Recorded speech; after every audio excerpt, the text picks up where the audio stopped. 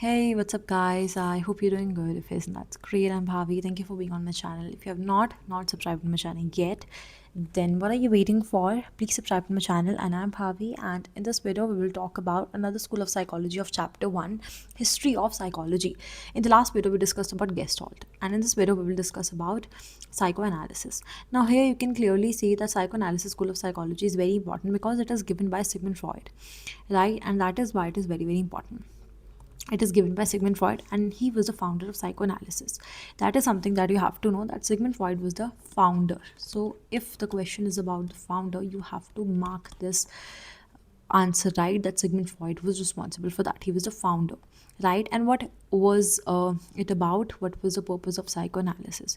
So if you really look at psychoanalysis, you will notice कि ये focus करता है हमारे अनकॉन्शियस मेंटल प्रोसेसेस पे, मतलब जो प्रोसेसेस हमारे माइंड में होते हैं जिनके बारे में अवेयर नहीं होते हैं, जिन मेंटल प्रोसेसेस के बारे में हमको कोई भी नॉलेज नहीं होती है, हमारी अवेयरनेस में वो नहीं होते हैं, उनको हम अनकॉन्शियस मेंटल प्रोसेसेस बोलते हैं.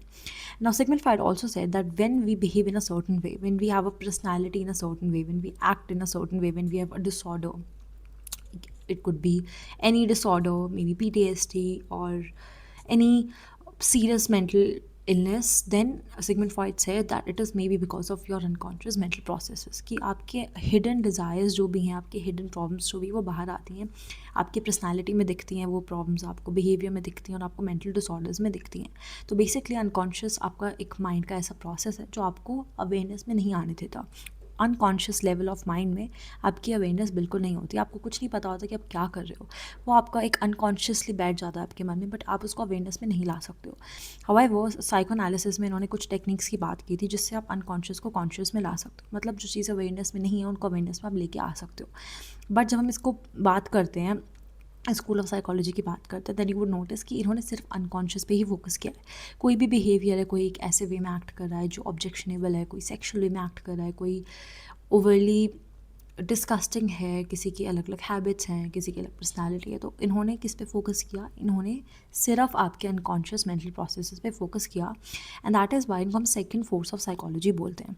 फर्स्ट फोर्स ऑफ साइकोलॉजी आपकी क्या है? Behaviourism. This is something that you have to know. Second force आपकी साइको एनालिसिस है. ये जो फर्स्ट फोर्स है वो आपकी बिहेवियरिज्म है, बिकॉज बिहेवियरिज्म ने ऑब्जर्वेबल बिहेवियर फोकस किया था कि जो बिहेवियर हम ऑब्जर्व कर पाते हैं वही बिहेवियर आपका साइकोलॉजिकल बिहेवियर होता है, वही बिहेवियर एक करेक्ट बिहेवियर होता है अगर हम उस बिहेवियर को ऑब्जर्व कर पाते हैं. ठीक है, तो इसको हमने बोला फर्स्ट फोर्स बिहेवियरिज्म को, जो आपका स्कूल ऑफ साइकोलॉजी है. किसके ऑपोजिट में आया था? You have to let me know. ठीक है, तो behaviourism, check the spellings again. तो फर्स्ट फोर्स आपका बिहेवियरिज्म था और जो सेकंड फोर्स था आपका साइको एनालिसिस था, जिन्होंने अनकॉन्शियस पे फोकस किया था. उसके बाद इनकी कुछ एजम्पशंस थी. एज यू कैन सी, पहला एजम्पशन है कि लार्जली अनकॉन्शियस है, कि मतलब जो भी आपके बिहेवियर होता है, ह्यूमन बिहेवियर, कोई भी आपकी पर्सनैलिटी होती है, वो आपकी क्या होती है? अवेयरनेस से बहुत दूर होती है, आपके अनकॉन्शियस में होती है. इधर आपने ब्रैकेट में आपको दिख रहा होगा कि we are not fully aware of why we act. उन्होंने ये भी बोला कि हमें ये नहीं पता लगता कि हम जिस भी तरीके से एक्ट करते हैं वो क्यों एक्ट करते हैं, अनलेस हम उसको समझ पाएँ अनकॉन्शियसली, कि अनकॉन्शियस रीजंस की वजह से हम एक सर्टन वे में एक्ट करते हैं. बट अगर हमें वो नहीं पता तो हम ये फिगर आउट नहीं कर पाएंगे कि जैसे अभी मैं एक्ट कर रही हूँ वैसे वो इंसान क्यों ऐसे एक्ट करता है. इसलिए ये जो था, ये सेकंड फोर्स था और ये बहुत ही इंपॉर्टेंट था, बिकॉज इसने वाई फिगर आउट करने की कोशिश की.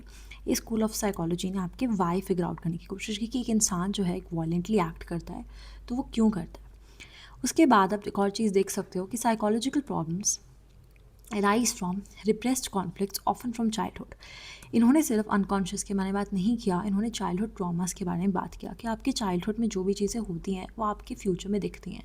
कोई भी आपका ऐसे में आपको इतना ज़्यादा बोलने नहीं दिया, इतना ज़्यादा एक्सप्रेस नहीं करने दिया, तो आप बड़े होके कैसे बन गए? काफ़ी ज़्यादा इंट्रोवर्ट बन गए.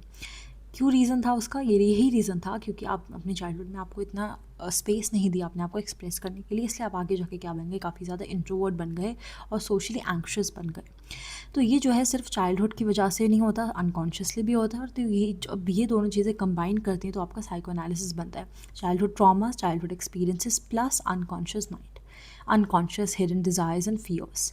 उसके बाद जो उसकी नेक्स्ट अजम्पशन है वो ये है कि early experiences specially from childhood shape personality. जो भी आपके एक्सपीरियंसेस हुए हैं आपकी चाइल्डहुड में, आप आगे जाके उन्हीं एक्सपीरियंसेस के बेस पे अपनी पर्सनैलिटी बनाते हो. तो अगर आप चाइल्डहुड में कुछ भी एक्सपीरियंस करते हो वो आपके फ्यूचर में दिखता है. ओके, कुछ भी आप एक्सपीरियंस करते हो आपके फ्यूचर में आपके रिलेशनशिप्स में दिखता है। नेक्स्ट एजम्पशन है कि bringing unconscious thoughts into conscious leads to healing. अगर आप अपने जो नॉन अवेयरनेस वाले थॉट्स हैं जो आपके अनकॉन्शियसली पड़े हुए हैं, ठीक है, अगर आप उनको कॉन्शियसनेस में लेके आते हो, उनको अवेयरनेस में लेके आते हो, तो आपकी हीलिंग होती है। और यही हीलिंग के कुछ वेज हमने आगे जाके पढ़ने हैं, अभी इसमें नहीं, क्योंकि ये आपका चैप्टर 1 है, इसमें बेसिक्स पढ़ाया जाएगा। अभी we have to look at the structure of personality that is also given by Sigmund Freud, and apparently if you all are from psychological background, you might have studied about this a lot. You might have heard about this if not studied.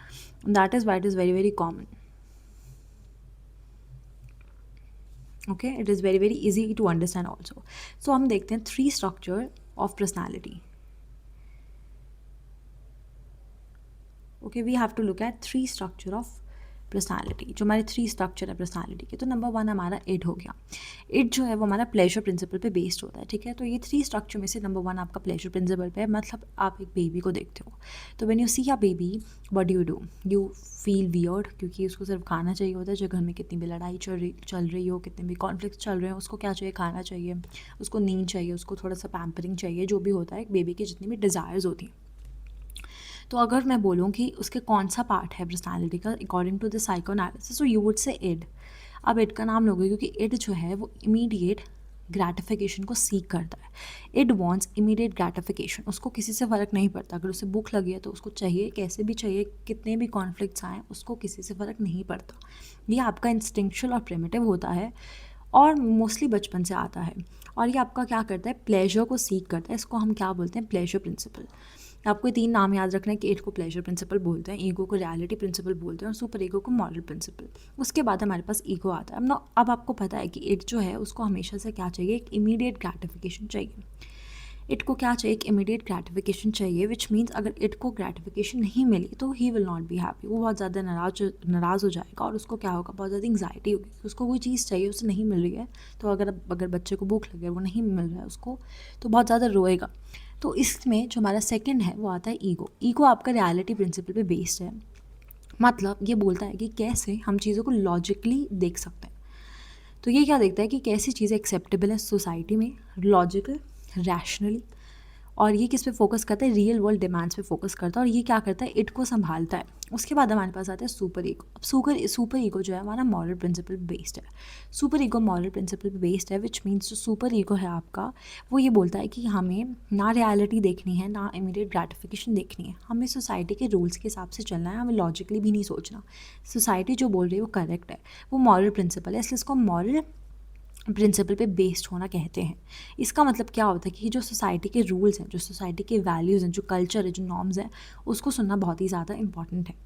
उसके बाद इन्होंने क्या बोला? हमारे level हैं mind के 3 level हैं हमारे माइंड के। उसके बाद हम डिफेंस मैकेनिज्म्स करेंगे।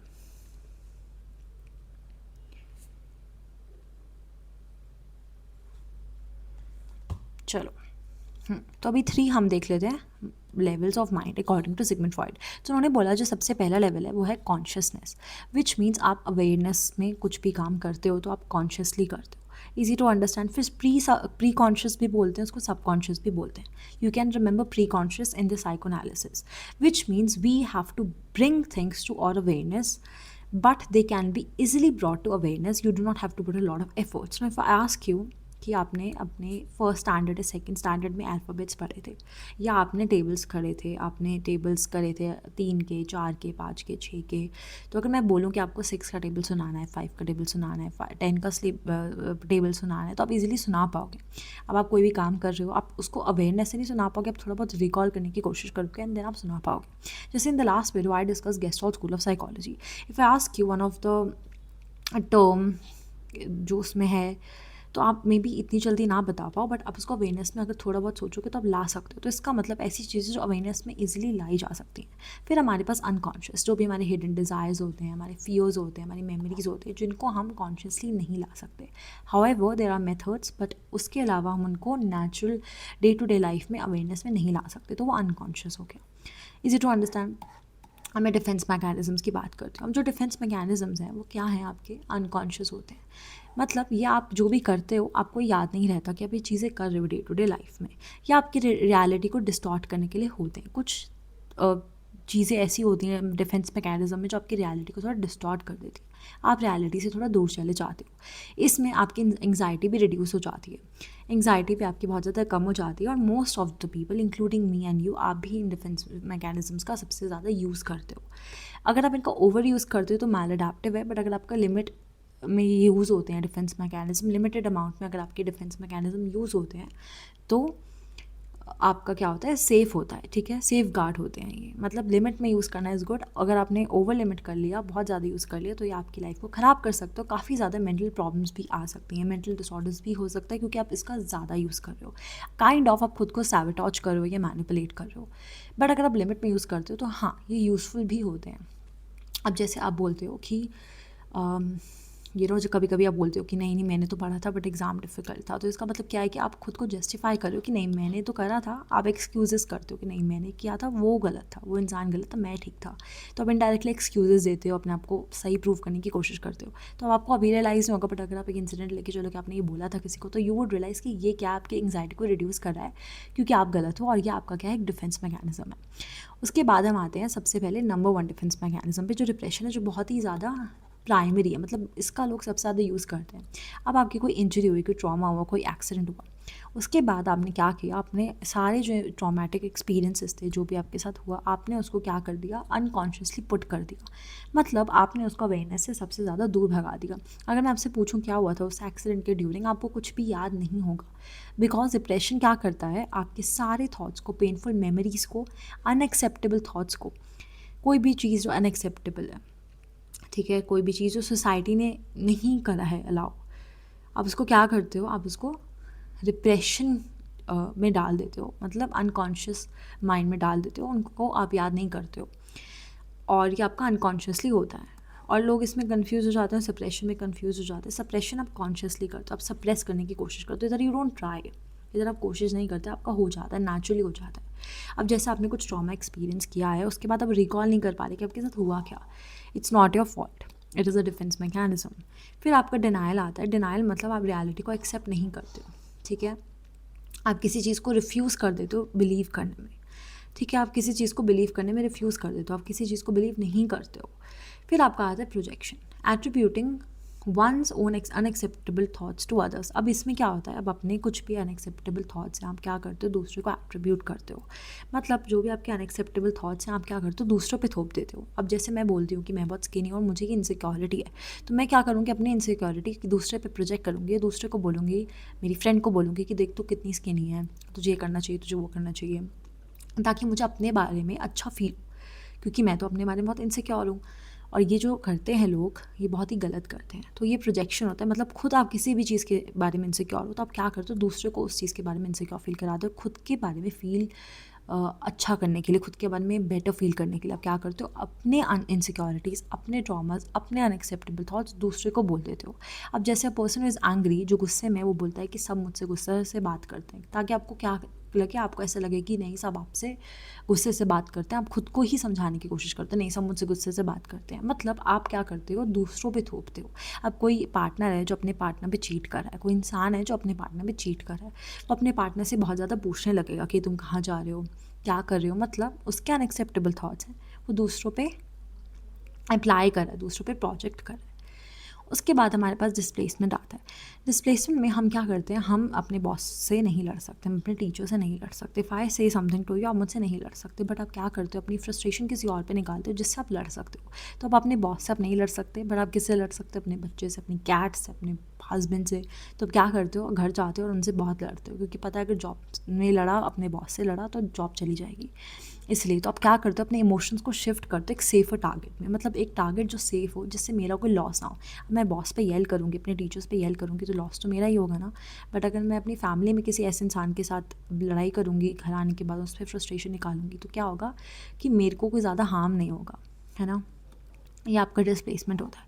अब हमारा फिर रैशनलाइजेशन आता है। रैशनलाइजेशन का मतलब क्या होता है कि आप हमेशा एक्सक्यूजेस फाइंड करने की कोशिश करते हो। जैसे मैंने शुरू में बोला था कि आपने बोला कि एग्ज़ाम डिफ़िकल्ट है, आपने पढ़ा था, तो ये आई अंडरस्टैंड कि ये सच में हो भी सकता है कि एग्ज़ाम बहुत ज़्यादा डिफ़िकल्ट था, बट फिर भी ये क्या होता है, एक रैशनलाइजेशन ही यूज़ होता है कि हम क्या करते हैं, लॉजिकल एक्सक्यूजेस बनाने की कोशिश करते हैं, ठीक है। उसके बाद रिएक्शन फॉर्मेशन। अब रिएक्शन फॉर्मेशन क्या होता है, मतलब अगर आपको कोई इंसान बहुत ज़्यादा को बुरा लगता है तो आप उसके बारे में बहुत अच्छा अच्छा बोलना शुरू कर देते हो, मतलब अपने अपने रिएक्शन को आप थोड़ा सा चेंज कर देते हो।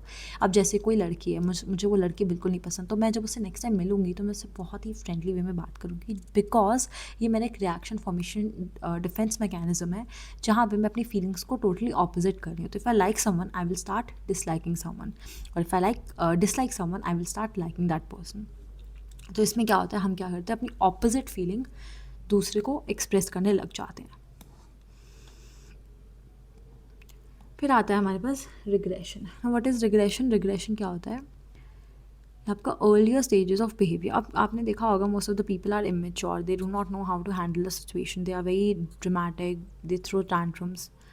इसमें क्या होता है, आपका रिग्रेशन होता है, मतलब आप अर्लियर स्टेजेस की हरकतें करनी शुरू करते हो, अपने चाइल्डहुड में जैसा आप करते थे अब वैसा करना शुरू करते हो। अब जैसे कोई अडल्ट है, वो अपने टैंट्रम्स थ्रो कर रहा है, तो हम उसको क्या बोलते हैं, he is using regression as a defence mechanism. उसके बाद हमारा सब्लिमेशन आता है, जो आपका हेल्दीएस्ट डिफेंस मैकेनिज्म होता है। It is the healthiest defence mechanism, because here आप क्या करते हो, अगर आपके कोई भी अनएक्सेप्टेबल थाट्स हैं, आप उसको एक अच्छे वे में यूज़ करना शुरू करते हो, एक सोशली एक्सेप्टेबल एक्टिविटीज़ में करना शुरू करते हो। Now if every one is pressurizing me, if I have a lot of aggression, a lot of frustration, so maybe I can start boxing, maybe I can start you know playing sports.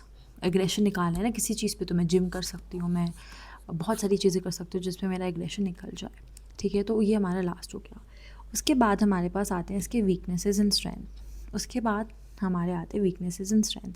I hope आपको ये सारे defence mechanism समझ आ रही हूँ, because ये बहुत ही ज़्यादा easy हैं समझना, इतना डिफ़िकल्ट नहीं है। इनफैक्ट ये बेसिक लेवल का ही है, तो ये चैप्टर 1 ईजी है। आपका जो चैप्टर 2 है वहाँ से आपका एक्चुअल प्रिपरेशन स्टार्ट होगी।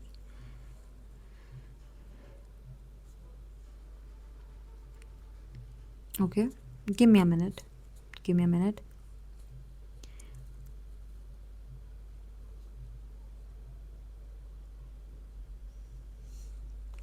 Strengths and weaknesses. तो पहले जो स्ट्रेंथ थी, जिनको ये पसंद आया था, उन्होंने ये बोला कि ये अच्छा है, ये आपका साइको एनालिसिस अच्छा है, बिकॉज पहली बात तो अनकॉन्शियस पे फोकस करता है। अभी तक किसी ने अनकॉन्शियस माइंड पे फोकस नहीं किया था, तो ये एक एडवांटेज है।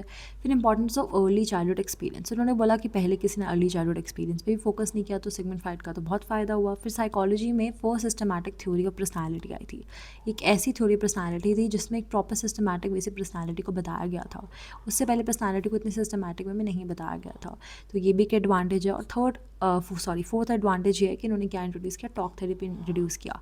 मतलब साइको एनालिसिस में आप क्या करते हो, फ्रीली टॉक करते हो अपने पेशेंट से, फ्रीली उनको बोलते हो कि तुम हमसे बात करो। हम एक पेशेंट को पूरा टाइम देते हैं अपने आप को एक्सप्रेस करने के लिए, तो ये क्या एक बहुत अच्छी टॉक थेरेपी भी है। तो इनकी वजह से, साइको एनालिसिस की वजह से, सिगमंड फ्रॉइड की वजह से हमारी टॉक थेरेपी आई। तो अब हम बोलते हैं कि क्लिनिकल साइकोलॉजिस्ट क्या करते हैं, we do a lot of things including psychoanalysis. But इसके क्या थे, क्रिटिसिजम्स भी थे। पहला क्रिटिसिज्म ये था कि इसमें कुछ साइंटिफिक नहीं था। अभी हमने जो भी पढ़ा है, you do not find anything scientific here. मतलब अगर हम इसको टेस्ट करना चाहें कि इफ़ इट इज़ गुड और not, if it is applicable to all of the people around us और not, we can not do it, because ये साइंटिफिक नहीं है। सेकेंड चीज़ ये थी कि इन्होंने क्या किया, इन्होंने ओवरली सेक्शुअल चीज़ों की बात की, because Sigmund Freud is infamous for the things that he said, including so many sexual things, right. And then he also said कि सिर्फ इन्होंने और चीज़ों पे फोकस करने के बजाय अनकॉन्शियस पे ही फोकस किया। तो एक और लिमिटेशन ये थी कि पहले तो इन्होंने ओवरली सेक्शुअल हो गई, दूसरा कि सिर्फ उन्होंने अनकॉन्शियस फैक्टर्स की बात की थी। जो हमारा थर्ड है वो ये है कि based on limited case studies. अब इनकी केस स्टडीज़ जो बहुत ज़्यादा लिमिटेड है, सिगमंड फ्रॉइड की जो भी केस स्टडीज़ हैं वो बहुत ज़्यादा लिमिटेड है, इसलिए ये भी एक लिमिटेशन है। जो फोर्थ है वो ये है कि सीन एज डिटर्मिनिस्टिक, मतलब इसमें फ्री विल की बात नहीं करी गई है। तो कोई भी किसी भी रीज़न से अगर वायलेंट है तो उसकी फ्री विल नहीं है, उसका फॉल्ट नहीं है, तो मतलब अकाउंटेबिलिटी नहीं दी जाती है इसमें। फिर दो मेथड्स हैं जिनके बारे में ब्रीफली डिस्कस करेंगे और थेरेपी सेक्शन में डिटेल में डिस्कस करेंगे। बट अभी हम सिर्फ as a school of psychology chapter 1 के हिसाब से हम सिर्फ 2 टेक्निक्स के बारे में बात करेंगे, ये कैसे हम अनकॉन्शियस को कॉन्शियसली लेके आ सकते हैं। तो हमारा ड्रीम एनालिसिस है, जिसमें हमारे ड्रीम्स होते हैं, और हम क्या बोलते हैं, हम एक बंदे के ड्रीम को एनालिसिस करते हैं और उसके ड्रीम्स में जो भी चीज़ें होती हैं वो क्या होता है, उसकी रियल लाइफ को दिखाते हैं। मे बी अगर ड्रीम्स में उसके कुछ भी ऐसा आ रहा है, कुछ सेक्शुअल आ रहा है, कुछ ऐसे अनएक्सेप्टेबल थाट्स आ रहे हैं, तो मतलब वो रियल लाइफ में चीज़ें करना चाहता है, वो अनकॉन्शियसली चीज़ों को नहीं एक्सप्रेस कर पा रहा, राइट। वो चीज़ें अनकॉन्शियसली पड़ी हुई हैं, वो कॉन्शियसली उस चीज़ों को एक्सप्रेस नहीं कर पा रहा। तो मतलब क्या होता है, आपकी जो भी ड्रीम्स में हिडन विशेस डिज़ायर्स होती हैं वो बाहर निकल के आती हैं। तो इसमें क्या हो गया, हम ड्रीम का एनालिसिस करते हैं। फिर एक और है फ्री एसोसिएशन। फ्री एसोसिएशन में हम फ्रीली बात करते हैं विदाउट सेंसरशिप।